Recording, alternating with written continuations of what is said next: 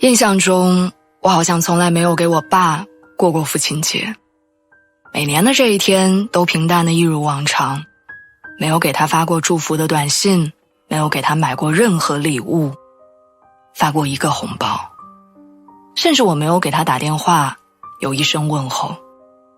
我不知道为什么，女儿和父亲之间好像总有这些距离。打我有记忆以来，我爸就一直在外打工，每年只有秋天收庄稼和过年的时候他会回家2次。我听奶奶说，他小学还没有读完就去工地给人家干活挣钱，而这份工作他一做就是30多年。我记得上学的时候，我最讨厌的一件事就是填家长的工作，别的同学都是医生、老师、司机、厨师，而我却填20几年的工人。为此我很自卑，和自卑一起衍生出来的还有我对于他的那种鄙视和不满。我想不明白，为什么别人家的爸爸总是那么优秀，而他却只会砌墙种地。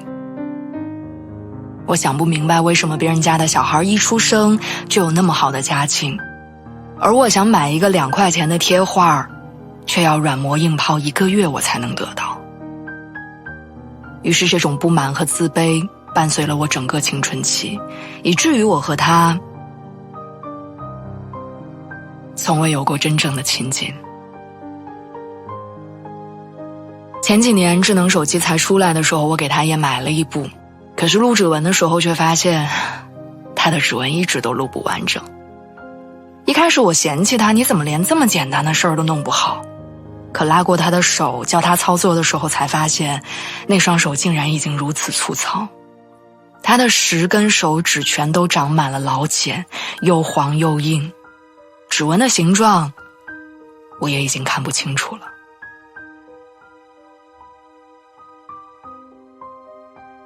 我什么话都没说，只是默默地低下头，把他一根手指一根手指地尝试着。后来勉强录上的是无名指和小拇指。他不知道在那低头的3分钟里，我把自己骂了一个狗血淋头。我想，有我这样的女儿，她也太倒霉了。以前我总觉得他样样都不如别人的父亲，什么都给不了我。后来我才发现，他其实已经把自己所拥有的一切都给了我。考试的时候啊，别人家的父母都鼓励说孩子考第1，他却总是跟我说你尽力就好，最后1名也没关系。做错事儿的时候，别人家的父母都会训斥孩子，他却总是在跟我讲没事儿，不说谎就是好孩子。难过的时候，别人家的父母给孩子买吃的玩的，安慰他们，他却非要跟我玩游戏讲笑话逗我开心。他不是一个被父母疼着长大的孩子，却在成为父亲之后，把自己所能想到的所有宠爱都给了他的孩子。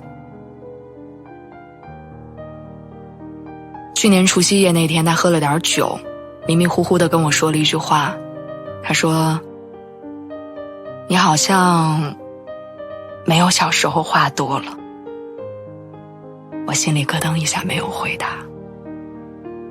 他说的对，我确实没有以前话多了，我已经很多年没有跟他好好聊过天了。找工作的时候，我没有问过他的意见，谈恋爱的时候，我也没有主动跟他讲过，就连钱不够用了，我都不会找他，而是找朋友借点儿。好像长大以后跟家人的联络会变少，每个月只是礼貌性的打电话问候一下，半个小时就结束了所有话题，聊天的时候也总是报喜不报忧。然后在每一次挂断电话之前，他都会象征性的叮嘱2句，你一个人在外面要照顾好身体，工作别太拼，累了就回来。我也总是敷衍的回答。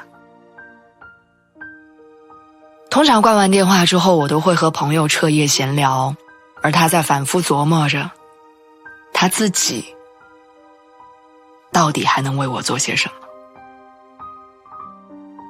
他常说自己是一个没出息的人，没什么学历，只会干体力活儿。可即便如此，他还是教育我去成为更好的人。他从来不会当着面夸奖我、炫耀我，可他的工友们都知道他有一个优秀懂事的女儿。他脑子笨，反应慢，微信除了发语音什么都不会，但即便这样，他还是在不断学习新东西，试图融入我的生活。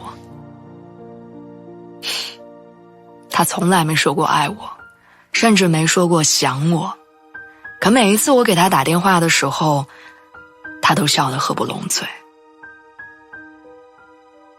我的爸爸，他好像什么都没有说过，却好像又什么都做了。虽然我很晚才发现这件事儿，但好在还不够晚。今天是父亲节，我想发自内心的跟我爸说对不起，还要谢谢你，谢谢你愿意成为我的爸爸。